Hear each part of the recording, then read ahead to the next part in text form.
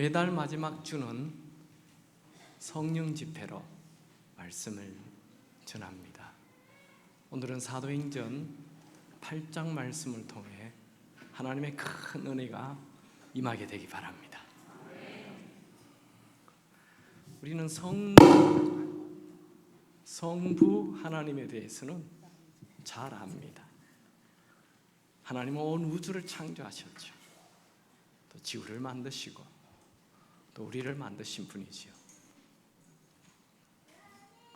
성자 예수님에 대해서도 잘 알아요. 나를 위해 십자가에 죽으시고 부활하신 분이지요. 근데 성령 하나님에 대해서는 그냥 좀 이렇게 막연할 수가 있습니다. 근데 이 성령 하나님이 계시지 않는다면 우리의 모든 신앙은 그저 이론적이고 지식적일 수밖에 없습니다. 여러분, 예배에 나 그 말씀 참 은혜가 되었다. 그 누가 하시는 일이죠? 성령 하나님께서 하시는 것입니다. 여러분들이 지난주에 화를 내어도 분을 내어도 하루를 넘기지 말라 이런 말씀을 들어도 화를 내고 한 달 내내 부부끼리 말도 안 하고 사는 사람들이 많다는 거예요. 왜요? 성령께서 역사하지 아니하면 그 말씀은 그냥 지나가는 이론일 뿐인 것입니다. 성령이 역사해야 그 말씀이 작동이 돼요. 그 말씀대로 살게 되는 것입니다. 성령 하나님께서 하시는 일이에요. 그러니까 성령 하나님이 계시지 않는다면 하나님과 예수님 나와 상관없어요. 그냥 옛날 얘기예요. 그분이 오늘 살아서 내 삶을 주관하시는 것은 성령께서 역사해야 가능한 것입니다. 여러분들은, 우리 기쁨의 교회에 나오는 모든 분들은 성령 하나님을 체험하는 자 되시기 바랍니다. 매일매일 성령 하나님을 느끼며 살아가게 되기 바랍니다. 이 성경이 그냥 이론이 아니라, 그냥 지식이 아니라, 뭐 소설책이 아니라, 강의가 아니라 정말 나를 살리고 내 마음을 터치하고 나를 감동시키고 그 말씀대로 살게 하는 이런 힘이 있게 되기 바랍니다. 예수님은 하늘로 승천하기 전에 그 성령 하나님이 오시도록 간절히 기도하라고 말씀하시면서 성령이 오면 두 가지가 일어난다 얘기하였죠. 기억납니까? 사도행전 1장 8절 우리 한번 같이 외워볼까요? 오직 성령이 너희에게 임하시면 너희가 권능을 받고 예루살렘과 온 유대와 사마리아와 땅끝까지 이르러 내 증인이 되리라. 성령이 임하면 권능을 받아요. 또요, 복음을 전하는 증인이 돼요. 근데 성령이 이렇게 진행하는 과정을 말씀에 주고 있습니다. 예언하고 있는 거예요. 성령은 제일 처음에 예루살렘이에요. 예루살렘에부터 시작이 돼요. 그리고 이 성령은 그 다음 온 유대와 사마리아를 가게 돼요. 사도행전 1장에서 7장까지는 예루살렘의 성령이 강하게 역사하는 것이죠. 사도행전 2장에 성령이 부어지자 하루에 3,000명, 하루에 5,000명, 셀 수 없는 무리, 수많은, 심지어 제사장들조차도 예수를 믿게 되는 이런 놀라운 일이 일어나요. 예루살렘 전체가 발칵 뒤집혀지는 거예요. 성령이 임할 때 예루살렘과, 두 번째는 온 유대와 사마리아, 사도행전 8장부터 온 유대와 사마리아의 복음이 확 전파됩니다. 사도행전 8장 1절에 그 박해가 있었을 때 온 유대와 사마리아의 사람들이 퍼져나가는 거예요. 8장에서 11장 전반부까지, 그리고 11장 후반부에서 마지막 장까지가 땅끝까지 복음이 전파되는 거예요. 그러니까 사도행전 1장 8절은 사도행전 전체 스트럭처, 구조를 말씀해 주는 것입니다. 성령이 진행되는 과정을 보여주는 것이죠. 사도행전 7장 후반부에 마가의 다락방에서부터 시작된 초대교회가 크게 부흥하자 사울이라는 사람을 중심으로 스데반이라는 사람을 돌로 쳐 죽이는 사건이 일어납니다. 그로부터 예루살렘 초대교회는 무서운 핍박이 일어납니다. 스데반과 함께 초대교회의 7 집사가 되었던 빌립은 친구 스데반의 죽음으로 큰 충격을 받아요. 스데반이 실수로 죽은 게 아니에요. 어떤 생각지 않았던 질병으로 죽었던 게 아니에요. 그냥 복음을 전한다는 이유로 돌에 맞아 죽어버린 거예요. 아니, 주님의 일을 하는데, 주님을 기쁘시게 하는데 열심히였는데 축복이 굴러오는 것이 아니라 오히려 돌에 맞아 죽는 거예요. 빌립은 스데반이 돌에 맞아 죽었음으로 인해서 하나님 정말 살아계시는가? 하나님이 살아계신다면 어찌 이런 일이 일어나느냐 하며 하나님을 향한 의심, 회의, 그런 것이 생기지 않았습니다. 평범한 사람들은 복음을 위해 열심히 사는데 어려움이 오면 하나님 정말 살아계시는가? 이런 회의를 합니다. 의심을 합니다. 그리고 낙심하지요. 여러분이 주를 위해 열심히 살았는데 사업이 잘 안 된다고요? 주를 위해 열심히 살았는데 취직이 안 된다고요? 주를 위해 열심히 섬겼는데 건강에 빨간불이 들어왔어요? 암이 생겼어요? 주를 위해 열심히 살았는데 결혼이 안 된다고요? 낙심하지 마십시오. 성령 충만한 자는 고난이 온다 해서 낙심하거나 절망함으로 시간을 낭비하지 않습니다. 성령 충만한 자는 상황과 상관없이 사명을 향해 나아갑니다. 여러분, 하나님은 언제나 살아계십니다. 여러분이 아무리 의심해도 하나님은 살아계십니다. 이건 불변의 진리입니다. 하나님은 선하십니다. 내 인생에 아무리 큰 어려움이 있어도 하나님은 선하십니다. 하나님은 언제나 옳습니다. 내가 판단할 때 옳지 않은 것 같지만 하나님은 언제나 옳습니다. 빌립은 하나님에 대한 의심이나 낙심으로 시간을 낭비하지 않아요. 여러분, 우리는 한 번밖에 살지 않는 짧은 인생을 살아요. 우리에게 있는 한순간 한순간은 다 소중한 순간입니다. 저는 우리 아이들 어릴 때 그 세 명이 쫄랑쫄랑 할 때 그 아이들이 뭐 밥 달라 물 달라 뭐 이렇게 얘기하며 할 때 상당히 귀찮았어요. 근데 지금 생각해보니까 그때가 얼마나 아름다웠는지, 할 수만 있다면 그때로 돌아갔으면 좋겠어요. 한 놈은 목에 매달리고 한 놈은 등에 매달리고 한 놈은 또 나를 잡고 그렇게 했던 그 시간이 얼마나 아름다운 순간이었는지 좀 이제 철이 들어서 알게 되는 거예요. 여러분 인생이 끝날 때 그 내 인생에 있었던 그 고난의 시간이 얼마나 축복이었는지, 그 순간도 얼마나 아름다운 순간이었는지 우리는 뒤늦게 알게 됩니다. 그렇게 하지 마시고 지금 있는 모든 순간 고난의 순간도 하나님의 계획이 있고 뜻이 있어요. 그래서 우리는 인생의 모든 순간을 다 사랑해야 됩니다.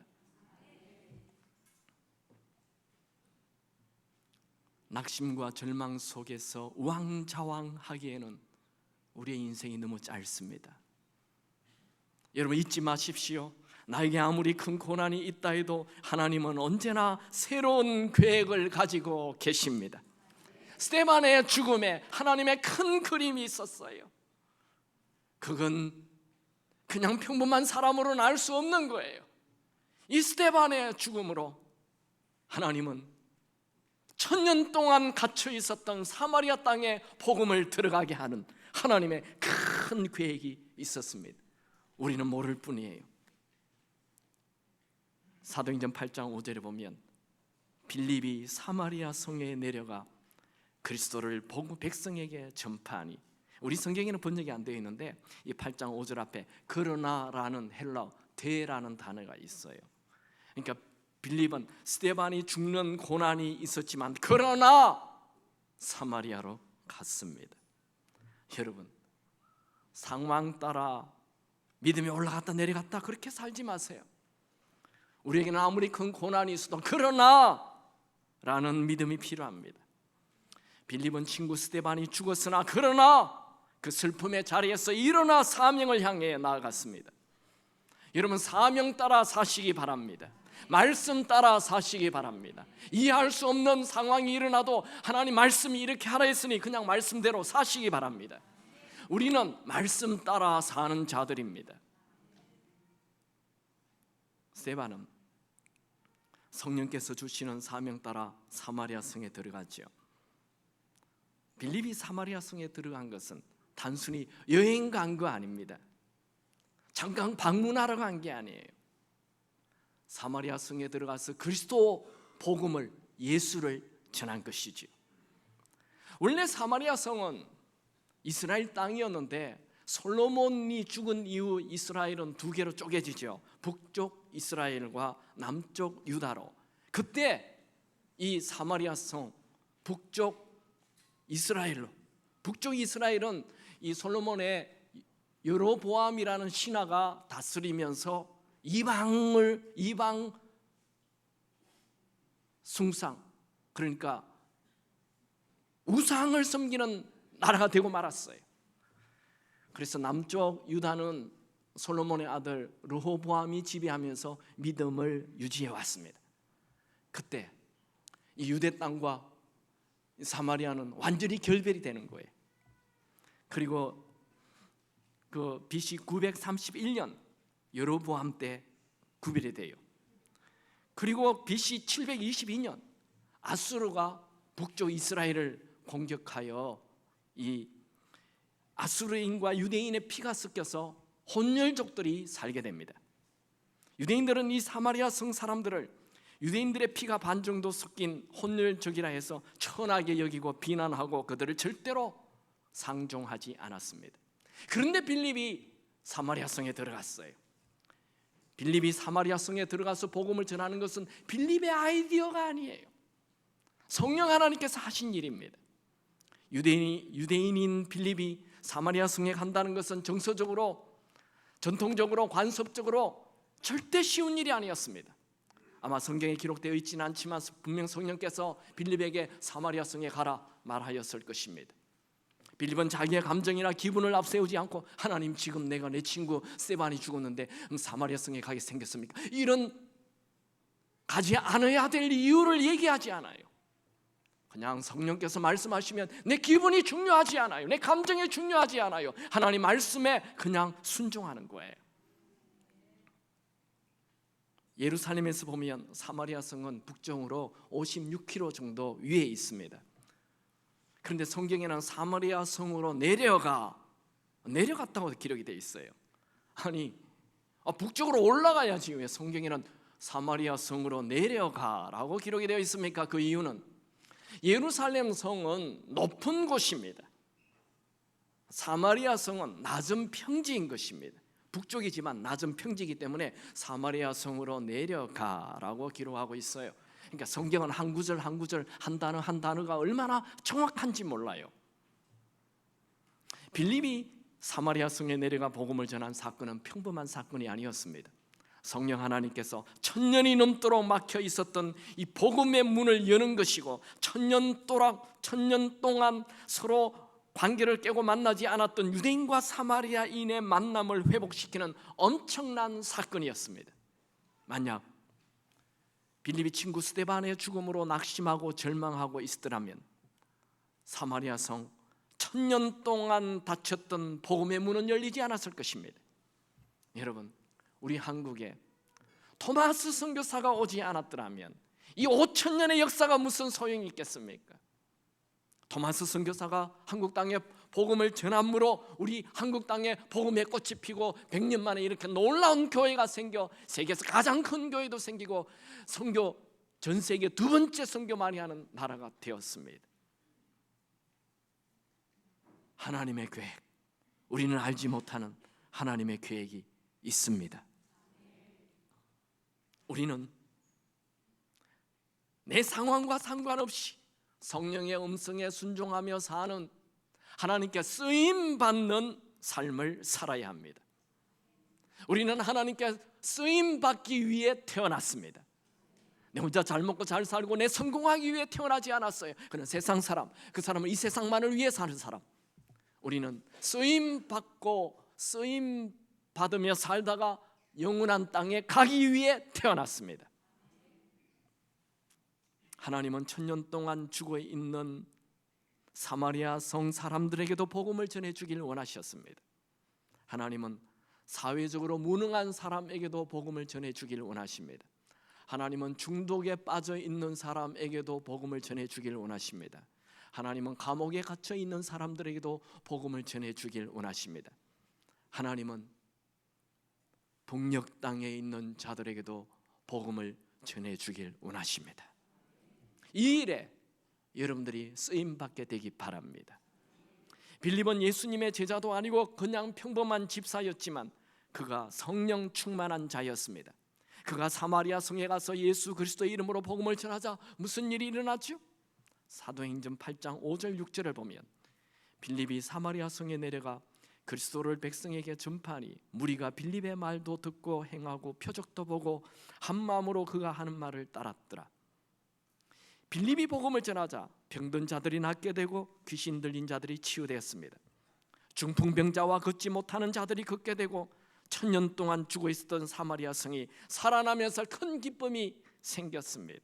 사도행전 8장 7절 8절 많은 사람에게 붙었던 더러운 귀신들이 크게 소리를 지르며 나가고 또 많은 중풍병자와 못 걷는 자들이 나으니 그 성에 큰 기쁨이 있더라.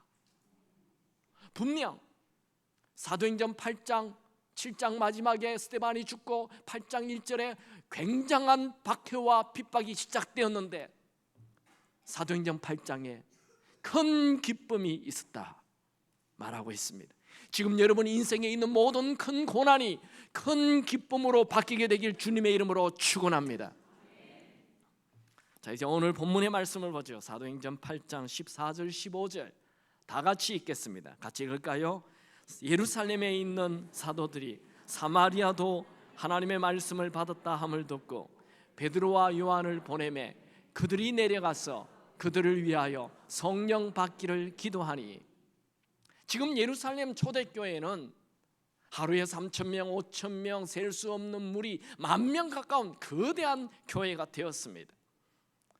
초대교회를 이끄는 최고의 지도자는 예수님의 친동생 야고보였습니다. 그 다음 그 밑에 12제자가 있었고 그 밑에 7 집사가 있었습니다. 예루살렘 교회 사도들은 사마리아 성에 간 빌립 집사가 복음을 전하자 많은 사람들이 예수를 믿었다는 보고를 듣게 됩니다. 우리가 방금 읽었던 14절에 보면 예루살렘에 있는 사도들이 사마리아도 하나님의 말씀을 받았다 함을 듣고, 그게 우리 한글 성경에 안 나와 있지만 제가 하나 넣고 싶어요. 사마리아도 하나님의 말씀함을 듣고 깜짝 놀라 베드로와 요한을 보내매. 이 깜짝 놀라를 써놓으면 좋겠어요. 여기 보면 사마리아도라는 말을 기록해 놓고 있습니다. 아니 사마리아도 예수를 믿어서 깜짝 놀라 베드로와 요한을 파송하게 되는 것입니다. 그들은 사마리아 사람은 사람 취급을 안 했어요. 그 사람들에게도 복음이 들어갔다고? 그 사람들도 예수를 믿었다고? 깜짝 놀라 베드로와 요한을 급히 파송합니다. 베드로와 요한이 이 사마리아 성에 가는 것, 이것도 쉬운 일이 아니에요. 빌립이 가는 것보다 더 어려워요. 빌립은 이 헬라파 유대인이에요. 그런데 베드로와 요한은 정통 유대인이에요. 정통 유대인이 사마리아 사람들이 사는 곳에 간다? 정말 정서적으로 불가능한 일이에요. 그런데 베드로와 요한은 급히 내려갑니다. 그들이 1000년이 가깝도록 서로 상종하지 않았던 사마리아 성에 가게 됩니다. 성령의 감동을 주시면 순종하는 거예요. 여러분, 성령께서 여러분에게 감동을 주시면 순종할 수 있게 되기 바랍니다. 하나님이 그 사람을 쓰십니다. 제가 한 번은 중국에 성경을 500권을 보낸 적이 있어요. 보내는데 그쪽에서 자기에게 보내지 말고 홍콩으로 보내래요. 그래서 직접 가봤자 다 없어지니까 소용이 없다고. 그래서 홍콩으로 보냈어요. 근데 홍콩에 그분은 어떤 분이냐 물어봤어요. 물어봤더니 저에게 쭉 설명을 해줬어요. 홍콩에 그 성경책이 우편으로 도착이 되면 이분은 세탁소를 하는 분이에요. 세탁소의 문을 닫아요. 그리고 거기서 배달해달라는 곳으로 이분이 기차를 타고 이틀 3일 기차를 타고 가서 그곳에 가서 또 성경을 다 전해. 그 무거운 성경을, 여러분 책은 엄청 무겁습니다. 아무 돈도 안 되는 이 책들, 그걸 다 짊어지고 눈이 푹푹 오는 땅을 통과하여 그걸 다 짊어지고 며칠 옮겨요. 다 옮긴 이후에 다시 기차를 타고 2, 3일 기차를 타고 내려와서 세탁소 문을 다시 엽니다. 이분은 삶의 목적이 세탁소 하는 게 삶의 목적이 아니에요. 성경이 전달되면 성경 전달하는 것이 삶의 목적이에요. 성령께서 감동을 주면 그 말씀에 쓰임 받는 것이 삶의 목적인 것입니다. 돈 버는 게 목적이 아니에요. 하나님께 쓰임 받는 거예요. 쓰임 받는 기쁨. 그 사람의 이름도 몰라요. 그 사람은 자기가 누구와 무슨 일을 했는지 알아주는 사람도 없어요. 그런데 그 일에 쓰임 받는 거예요. 얼마나 위대한 삶인지 모릅니다. 여러분, 예루살렘 교회의 사도들은 왜 베드로와 요한을 급히 사마리아 성에 보냈습니까? 왜냐하면 빌립이 가서 예수 그리스도 복음을 전했다 해서, 그들이 큰 기적을 봤다 해서, 그들이 세례를 받았다 해서, 물 세례를 받았다 해서 그들의 삶이 완전히 변하지 않는다는 걸 너무나도 잘 아는 거예요. 자기들이 그랬으니까요. 이 12 제자가 그랬지 않습니까? 그들이 예수님과 함께 3년 반 예수님의 설교를 들었어요. 여러분, 이 세상에 설교를 제일 잘하는 사람이 누굴까요? 답을 말했는데 예수님이잖아요. 예수님보다 설교를 잘하는 사람이 있어요? 예수님의 설교를 하루도 아니고 일주일도 아니고 한 달도 아니고 1년도 아니고 3년 반 들었는데 그들은 변하지 않았어요.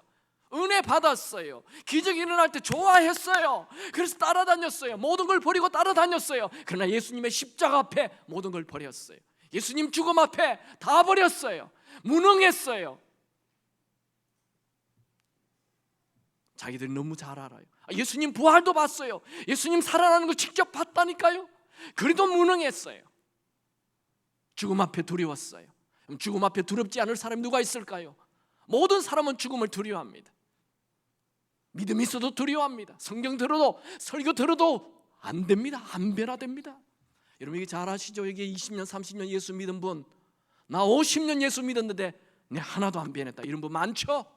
오늘이 기회입니다. 오늘 변화되기 바랍니다. 어떻게 변합니까? 우리를 누가 바꿔줍니까? 영화 한 편이 나를 바꿀 수 있나요? 좋은 책이 나를 바꿀 수 있나요? 한 사람과의 만남이 나를 바꿀 수 있나요? 나를 바꿀 수 있는 사람 아무도 없습니다. 그렇게 부부가 20년 30년 같이 살아도 안 바뀌어요. 누가 나를 바꿉니까? 나를 바꿀 수 있는 분은 성령 하나님밖에 없습니다. 성령 하나님께서 베드로와 요한과 12 제자를 완전히 바꿔버렸습니다. 예수님의 십자가를 보고 부활을 보았지만 그들은 바뀌지 않았어요. 그런데 그들에게 사도행전 2장 성령이 임하자 그들이 완전히 달라져 버렸어요. 죽음이 두렵지 않았어요. 그걸 너무나도 잘 아는 이 베드로와 요한, 그들은 사마리아 성에 복음이 전파되고 그들이 예수를 믿었다, 그것으로 안 돼. 그들이 급히 내려갔어요. 급히 내려갔어. 그들은 성령에 대하여 기도합니다. 여러분, 성령이 내 안에 역사하지 않는다면 하나님 말씀 듣는 것으로 변화되지 않아요. 성령이 내 안에서 작동하지 않는다면 그냥 이 성경은 소설책에 불과해요. 설교는 그냥 대학교 강의나 똑같아요. 성령께서 역사해야 됩니다. 그들이 가서 무엇을 했습니까? 15절 16절 다 같이 읽죠. 시작. 그들이 내려가서 그들을 위하여 성령 받기를 기도하니 이는 아직 한 사람에게도 성령 내리신 일이 없고 오직 주 예수의 이름으로 세례만 받을 뿐이더라. 사마리아 성의 사람들은 빌립이 예수를 전하자 예수를 믿고 물로 세례를 받았습니다. 그러나 아직 그들에게는 성령 내리신 일이 없습니다. 성령으로 세례 받은 일이 없습니다. 여러분, 세례에는 두 가지가 있어요. 우리가 제일 많이 아는 물 세례가 있고 그 다음에 성령으로 세례를 주는 것이 있어요. 물 세례와 성령 세례는 다른 것입니다. 물 세례, 원래 우리 장로교회는 세례를 약식 세례를 하죠. 그냥 물을 찍어서 바르는 건데, 예수님 당시의 세례는 요단강물에 들어갔어요. 물에 푹 들어가는 거예요. 저도 우리 교회도 이제 좀 우리가 만약에 교회를 하나 짓는다면 세례탕을 하나 만들어 가지고 마당에 그게 세례에 샜으면 좋겠어요. 우리 교회가 장로교지만 세례는 물에 푹 들어가는 거예요. 그래서 들어가서 물에 왜 들어갑니까? 목욕하는 게 아니에요. 샤워하는 게 아니에요. 물에 왜 들어갑니까? 죽는 거예요. 그래서 우리 교회에서 세례를 하면 한 5분 정도 들어가 있습니다. 완전히 죽어야 되죠. 죽는 거예요. 세례는 죽는 거예요. 세례는 뭐예요? 내가 죽는 거예요. 그리고 올라오는 왜 올라옵니까? 예수와 함께 사는 거예요. 그게 세례예요. 세례는 내가 푹 들어가서 내 죄가 죽는 거예요. 내 죄가 죽고 다시 예수와 함께 사는 거예요. 세례는 예수님의 십자가와 부활을 상징하는 거예요. 내가 죽고 예수가 사는 거예요. 그게 세례예요. 세례 받았다고 사람 변화됩니까? 세례는 뭘 해결합니까? 죄의 문제를 해결하는 거예요. 예수님의 십자가는 내 죄 문제를 해결하는 거예요. 여러분, 죄 문제 해결했다고 해서 내가 위대한 인생, 탁월한 인생을 삽니까? 여러분, 감옥에 들어가 있는 사람이 감옥에서 나왔어요. 감옥에 나왔다 해서 그 사람이 위대한 인생, 탁월한 인생을 삽니까? 감옥에 나온 것과 탁월한 인생을 사는 것은 다른 별개의 문제인 것입니다. 우리가 예수를 믿으면 죄의 문제 해결됩니다. 세례 받으면 내가 죽어요. 내 죄 문제 해결돼요. 맞아요. 그러나 우리에게는 능력이 없어요. 우리에게는 능력이 필요합니다. 오직 성령이 너희에게 임하시면 너희가 권능을 받고 능력을 받습니다.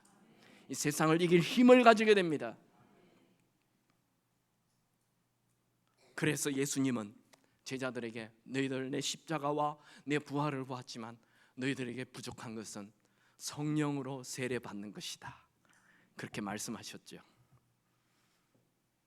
이 물세례와 성령 세례를 받는 것은 순서가 없습니다. 대부분 물세례 받고 성령 세례를 받습니다. 어떤 사람은 성령 세례 받고 물세례를 받습니다. 어떤 사람은 성령 세례와 물세례를 동시에 받습니다. 상관없어요. 그 다음 말씀 볼까요? 사도행전 8장 17절 시작. 이에 두 사도가 그들에게 안수하며 성령을 받는지라. 사마리아 성에 간 베드로와 요한이 그들에게 안수하자 성령을 받았어요. 그리고 베드로와 요한은 그들에게 성령을 받게 한 이후 다시 예루살렘으로 돌아옵니다. 그게 25절에 나와 있죠. 같이 읽습니다. 시작. 두 사도와 주의 말씀을 증언하여 말한 후 예루살렘으로 돌아갈새 사마리아인의 여러 마을에서 복음을 전하니라. 베드로와 요한이 내려간 이유는, 사마리아 성에 간 이유는 기도하여 그들이 성령 받게 하는 것이었습니다.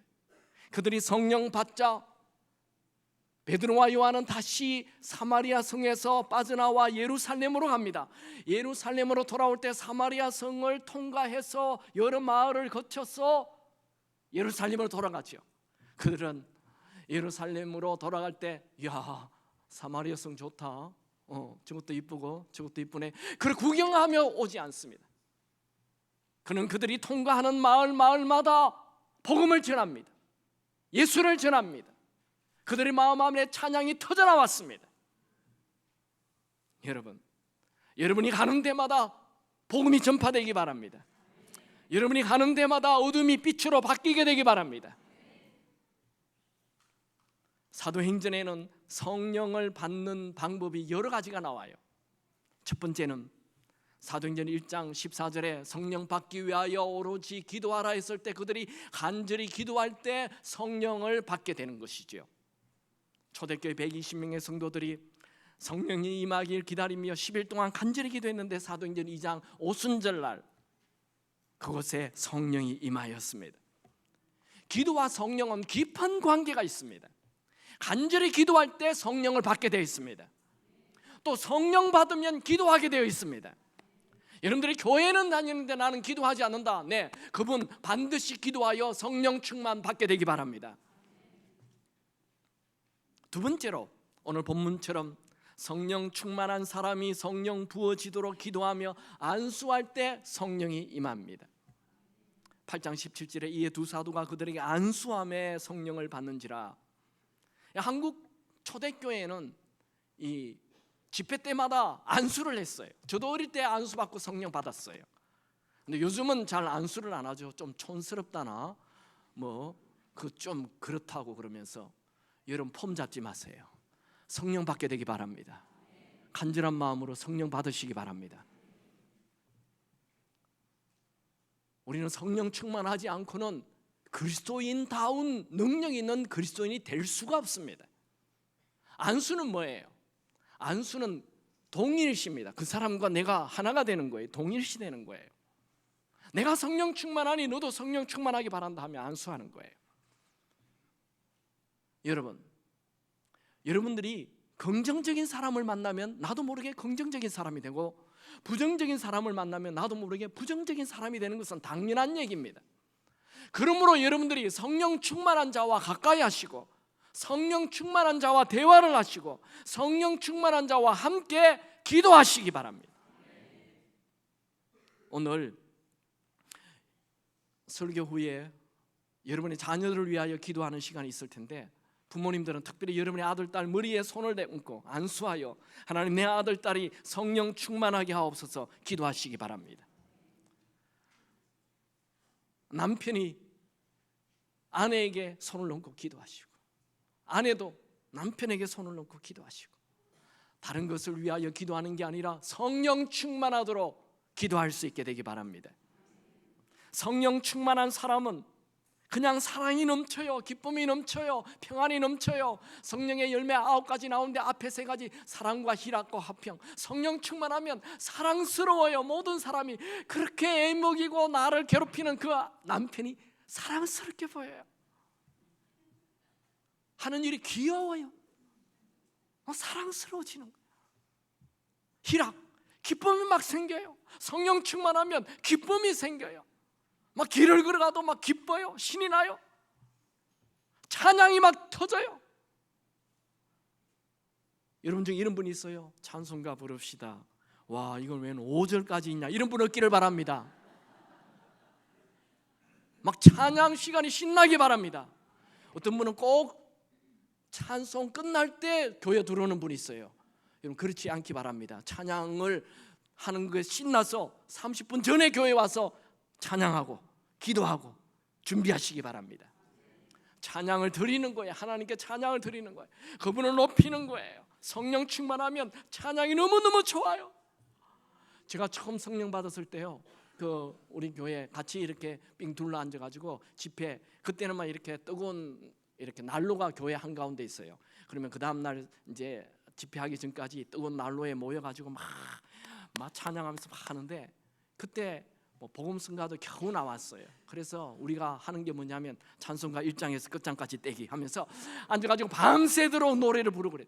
여러분 그런 거 해봤어요? 한 번도 안 해봤죠? 성령 충만하면 찬송하고 싶어 못 견디는 거예요. 그래서 곡이 없잖아요. 곡 만들어버려요. 그냥 내가 만들어서 마음대로 부르는 거예요. 그분을 너무 좋아가지고 찬양하게 되는 거지. 세 번째, 성령은 말씀을 들을 때, 성령에 대한 말씀을 들을 때 성령이 임합니다. 사도행전 10장에 보면 로마의 백부장 고넬료 장군 집에 베드로 사도를 불려들여 말씀을 들을 때 성령이 임하죠. 사도행전 10장 44절, 베드로가 이 말을 할 때에 성령이 말씀 듣는 모든 사람에게 내려오시니. 베드로는 로마의 장군 고넬료 집, 즉 이방인이잖아요. 로마인, 자기를 지배하는 이방인, 로마의 장군 집에 가서 성령에 대한 말씀을 하는데, 예수에 대한 말씀을 하는데 그 집에 있는 모든 사람들에게 성령이 임하였어요. 고넬료는 기도하다가 성령 하나님의 음성을 듣고 베드로를 초대하였습니다. 말씀에 대한 갈급함이 있었어요. 여러분 습관적으로, 형식적으로, 억지로 주일날 교회 나오지 마시고 갈급하는 마음으로, 간절한 마음으로 주의 전에 와서 말씀을 들으시기 바랍니다. 고넬료 가족들이 베드로의 말씀을 들을 때 갑자기 뜨거워졌어요. 방언이 터졌어요. 찬양이 터졌어요. 성령의 불이 임한 거예요. 사도행전 10장 44절에서 46절 한번 같이 읽어볼까요? 시작. 베드로가 이 말을 할 때에 성령이 말씀 듣는 모든 사람에게 내려오시니 베드로와 함께 할례 받은 신자들이 이방인들에게도 성령 부어주심으로 말미암아 놀라니 이는 방언을 말하며 하나님 높임을 들음이러라. 막 방언이 터지고 막 하나님을 막 높여요. 막 찬양이 터지는 거예요. 한 자매님은 초등학교 5학년 때 오빠의 죽음으로 온 가족이 함께 교회에 한날 등록을 했습니다. 오빠 유언이에요. 그래서 신앙생활을 열심히 했습니다. 주일학교 교사도 하고 중고등부, 또 어른들 성가대 지휘도 하고 신앙생활 열심히 했습니다. 그러나 성령을 몰랐습니다. 대학 시절에 친구와 함께 수련회에 참석했습니다. 그 수련회에서 너무나 잘 아는 말씀, 예수님이 신랑이고 우리가 신부된다는 그 말씀, 그 말씀을 하는데 갑자기 큰 감동이 왔습니다. 그 위대하신 성자 하나님이신 예수님이 그 자매를 사랑하시고 신랑이 되어주신다는 말씀, 가슴이 뜨거웠습니다. 마음이 뜨거워졌습니다. 말씀을 듣다가 성령이 임한 것이죠. 그 다음날 태양이 달리 보이기 시작하였습니다. 모든 나무가 다 춤을 추었습니다. 모든 새들이 다 노래를 불렀습니다. 풀 한 포기도 아름답게 보였습니다. 날아갈 듯한 발걸음이 가벼워졌습니다. 그 다음날 주일날 예배 드리는데 교회 천장에 달린 그 상데리아 불빛이 따뜻하게 느껴지면서 하나님께서 내가 너를 사랑한다, 내가 너를 사랑한다, 계속 그 말씀이 들렸습니다. 4주 내내 예배 시간마다 펑펑 울었습니다. 교회 언니들이 찾아와서 너희 집에 무슨 일 있니? 아무 일 없는데요. 숨기지 말고 얘기해. 아니 그게 아니야. 아니 이게 뭐가 아니야. 빨리 고백해. 너희 집에 무슨 일 있어? 아무리 얘기해줘도 못 알아들어요. 내가 은혜 받아서 그렇다고, 내가 성령 받아서 그렇다고, 내 마음이 지금 너무 감동이 되어 기쁘고 춤출 것 같다고 얘기해도 못 알아들어요. 본인들이 체험한 적이 없으니까. 그 자매에게 이해할 수 없는 일이 일어났습니다. 그 자매님은 그 후 성경 말씀이 달콤해졌습니다. 매일 성경을 그냥 너무너무 신나게 읽었습니다. 사는 것이 신났습니다. 지금은 그 자매님이 좋은 목사님을 만나 사모가 되어 잘 살고 있습니다. 그 자매가 제 아내입니다. 저희 아내도 저와 비슷한 경험을 했더군요. 저도 성령 체험을 하였을 때 태양이 다르게 보이더라고요. 온 세상의 나무들이 다 춤추는 것을 느꼈어요. 모든 것이 사랑스러웠어요. 여러분, 우리 수지 기쁨의 교회에 나오는 모든 우리 성도들은 단 한 분도 성령에 대한 거부 반응이 없게 되기 바랍니다. 성령은 우리가 받아도 되고 안 받아도 되는 선택이 아닙니다. 성령 없이는 우리는 능력 있는 그리스도인으로 살 수 없습니다. 그저 교회 오래 다녔다. 여러분, 교회 오래 다니는 게 무슨 자랑거리입니까? 말씀대로 사는 것이 자랑거리입니다. 여러분의 가정이 천국 같은 가정이 되기 바랍니다. 교회는 오래 다녔는데 가정이 지옥 같은 가정이 얼마나 많은지요. 성령 없이는 그 누구도 가정을 천국 같은 가정으로 만들 수가 없습니다. 오늘 현대인들은 마음이 지옥이라고 얘기합니다. 내 마음이 지옥이야. 여러분, 오늘날 현대인들 마음이 지옥인 사람이 얼마나 많습니까? 마음이 절망이야, 내 삶이 다 짐이야 하는 분들이 얼마나 많습니까? 만약 우리의 인생이 정말 삶이 짐이라면 이 짐덩어리인 이 세상에 우리를 불러 밀어넣은 하나님은 나쁜 분이에요. 삶은 짐이 아니고 축제입니다. 어떻게 할 때 우리의 삶이 축제가 됩니까? 성령이 부어져야 하는 것입니다. 내 안에 내가 충만하면 우리는 망할 수밖에 없어요. 내 안에 세상 욕심 충만하면 우리는 망할 수밖에 없어요. 절망할 수밖에 없어요. 타락할 수밖에 없어요. 그러나 내 안에 성령 하나님 충만하면 모든 것이 희망입니다. 모든 것이 축제입니다. 이왕 예수 믿는 것, 여러분 신나는 예수 믿으시기 바랍니다. 이왕 예수 믿는 것, 축제 인생 되기 바랍니다. D.L. 무디는 4살 때 아버지가 죽고 가난하게 살아서 초등학교 5학년 나온 것이 그의 학력의 전부입니다. 그의 어머니는 청교도적인 삶을 살았어요. 그래서 어머니의 영향을 받아 어릴 때부터 교회는 다녔지만 별 믿음이 없었습니다. 그가 17세 때 삼촌 집에 가서 구두 수선공으로 일을 하면서 삼촌과 함께 또다시 교회를 나갔습니다. 그가 18세 때 성령 하나님을 체험하게 됩니다. 그날 이후 모든 것이 달라졌습니다. 그냥 초등학교를 겨우 나온 이 D.L. 무디, 그저 구두 수습만 하며 하루하루 겨우 살아갔던 이 D.L. 무디에게 성령이 임하자 그는 주일학교 교사를 하는데 16명이었던 아이들이 불과 1, 2년 만에 1000명이 되어버렸습니다. 여러분, 불이 있는 사람은 불을 전하게 되어 있습니다. 마치 산불을 내듯 조그만 불씨가 순식간에 산불을 막을 수 없는 산불이 나듯 성령 충만하면 그 성령을 전파하게 되는 것입니다. 여러분이 성령의 불이 되기 바랍니다. D.L. 무디는 초등학교밖에 나오지 않았지만 그가 직접 전도한 사람이 2억 명이나 되었습니다. 위대한 인생을 살았습니다. 그런 설교 중에 이런 말을 했습니다. 내가 하나님을 위해 무엇을 하는가 보다 하나님께서 나를 어떻게 쓰시는가가 중요하다. 그는 하나님께 쓰임받는 삶을 살았습니다. 하나님이 말씀하면 무조건 순종하였습니다. 이유를 대지 않았습니다. 그냥 순종하는 거예요. 그가 남긴 말 중에 유명한 말이 많지만 제일 제 마음에 와닿았던 말, 나는 할 수 없다. 그러나 하나님께서는 하실 수 있다. 맞습니다. 나는 할 수 없습니다. 그러나 성령 하나님이 하시면 할 수 있습니다. 여러분, 내 충만을 버리고 성령 충만을 사모하시기 바랍니다. 하루는 D.L. 무디가 집회를 하는데 소방차가 교회로 막 몰려왔어요. 불이 난 거예요. 그런데 그 불은 타지 않는 불이었어요. 교회에 불이 났는데 타지 않아요. 이게 무디 일화에 나와 있어요. 우리 교회도 성령의 불이 붙게 되기 바랍니다.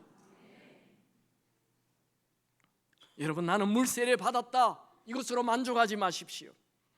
물론 예수를 영접할 때 성부, 성자, 성령 하나님이 내 안에 들어와 계세요. 삼위일체 하나님이 내 안에 계세요.